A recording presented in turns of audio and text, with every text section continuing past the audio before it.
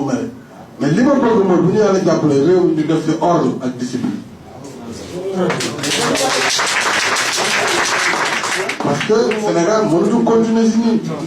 Sénégal boo xam ne am na ñoo xam lu leen neex ñu def bu leen neexee ñu violer bu leen neexee ñu détourner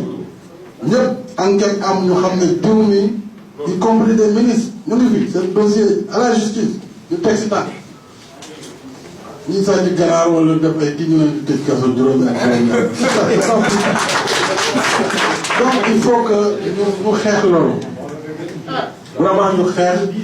avantage yoo xam ne c'est indoui ñu xeex système de corruption dana métti nag parce que nit ñi li ñu tàmm boo ko bëggee tëddi dana métti da nga daje ñoom mais il faut ñu gëm ne aussi yoon boobu mooy yoon bi ñu mën a may ñu yegg fi ñu war a yegg c'est-à-dire ñu liggéeyal réew mi